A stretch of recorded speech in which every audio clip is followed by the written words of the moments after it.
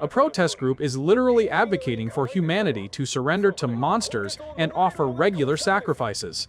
Garoo casually destroys them before eating an entire restaurant steak menu in one sitting. And Saitama accidentally makes Fubuki think he's insane by screaming about dining and dashing before sprinting out at superhuman speed. Watch till the end to find out what two monsters from the Monster Association want with Garoo badly enough to start a fight in a public park. Last time on One Punch Man, Hero Association executives panicked while blaming King for everything. Fubuki had a mental breakdown thinking Saitama formed a secret faction, and Garoo woke up in Monster Association headquarters getting offered a job that requires bringing back a hero's head as his application. The episode opens on this bright sunny day where a large group of people are protesting and matching white helmets with the kanji for monster on them. This is the Monster Worship Party, and their leader screaming through a megaphone about how humanity has no chance of winning, so we should just surrender completely. His brilliant solution: regularly offer sacrifices to monsters and let them control the pace of their hunting to avoid extinction. So these people's survival strategy is becoming a monster buffet with scheduled mealtimes. That's like negotiating with a shark by offering to jump in the water on Tuesdays and Thursdays. A man in a gray cap and a woman are standing on the sidewalk looking disturbed by this protest. Garoo walks past them with his hands in his pockets, bandages on his face and hands from recent fights. A protester steps in front of him trying to recruit him. Without breaking his stride or even looking directly at the guy, Garoo swiftly strikes the protester and another one next to him, knocking them both out instantly. The man in the cap falls to the ground in shock as Garoo calmly walks away like he just swatted flies. A news broadcast plays on a large screen showing continued confusion from the demonstration in S City. So the news is covering the cult advocating monster appeasement like it's a normal political movement. Garoo's walking down a street when he notices this large, aggressive man bullying a smaller, older guy, grabbing him by the collar. Other people are too scared to intervene. Garoo stops and approaches them. The bully, flushed with rage, pulls out a knife and lunges at Garoo. With incredible speed, Garoo catches the blade between his fingers just inches from his eye. The bully's eyes widen in terror. Garoo effortlessly breaks the knife blade, which falls to the ground. The bully frees in fear as the older man's saved. Garoo simply turns and walks into the restaurant he was standing in front of. Wait, hold up, so Garoo just saved someone from a mugger right after the Monster Association offered him a job to prove he's evil by killing heroes. The man having an identity crisis is accidentally doing heroic things. That's like trying to audition for the villain role, but you keep helping old ladies cross the street.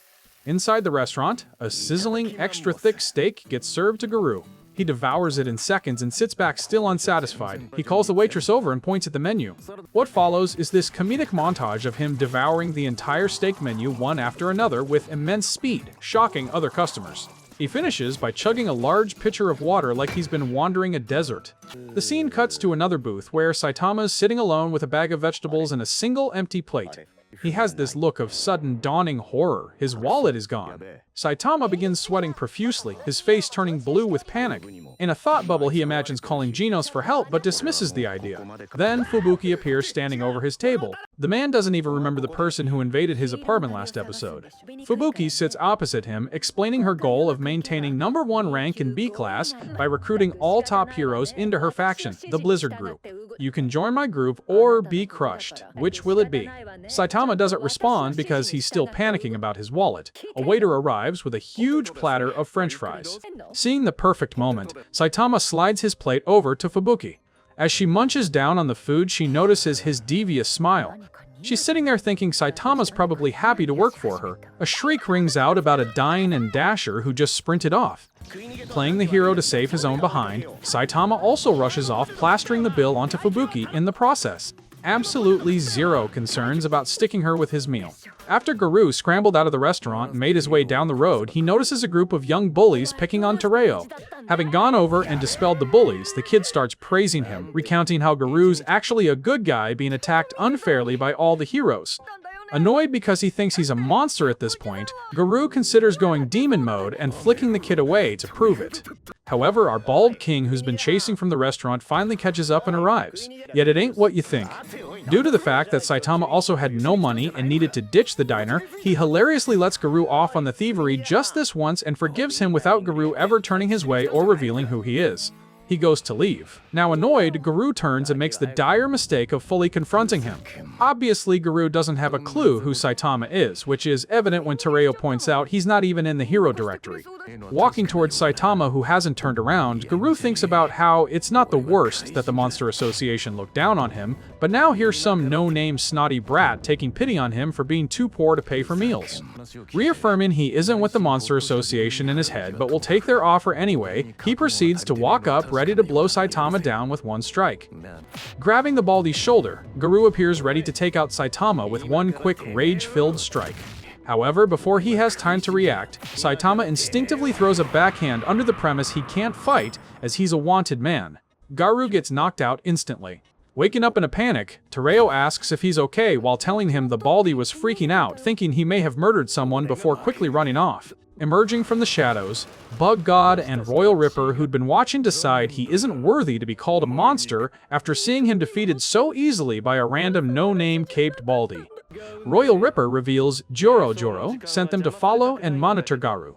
After observing his behavior, they now have doubts about his true intent, questioning whether he's a true monster. Garoo proceeds to provoke Royal Ripper. The monster then demands Garoo kill Tereo. Garoo inquires about the reasoning. Bug God replies, "One must leave behind what makes them human to qualify as a monster." Royal Ripper reaffirms this, adding Garoo might not be the best candidate after being defeated by Saitama. Garoo tells Tereo to go home, but the kid's unable to move from fear. The scene cuts to this dark, cavernous room lined with countless eyeballs where Joro sits on a throne. Phoenix Man reports to him, "Lord Gyoro, is it really wise to recruit Garoo? He is merely a human. He has potential. His spirit is that of a monster. He is close to breaking his limiter. We will nurture him into a powerful executive." The scene transitions to a city at sunset. S-Class hero Zombie Man is standing on a rooftop speaking into a device on his wrist, investigating the source of recent monster outbreaks. Back in the park, Garoo takes a fighting stance to protect Tereo. "Stay back, kid. This is no place for you." He unwraps the bandages from his hands, preparing to fight.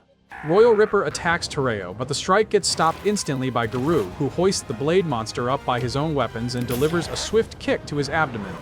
Royal Ripper flies through the air from the impact, but quickly recovers by thrusting his blades into the ground, using them as anchoring points to launch himself back into combat. The move severely disfigures his arms, but Royal Ripper just twists them back into their original state like he's adjusting a loose hinge. So this monster can just reset his body parts after mangling them. That's like having a delete button for injuries. Garoo yells at Tereo to run. The boy complies, dashing away as fast as his legs can carry him while the real fight begins. Bug God joins the assault, attempting to crush Garoo with his massive insect strength. The episode ends with Garoo in a standoff against the two charging monsters. This is about to get extremely complicated when everyone realizes they're all supposed to be enemies. Huge appreciation for everyone who showed love on the previous video. And please keep those comments flowing because they seriously motivate me to push out the next episode breakdown as fast as humanly possible.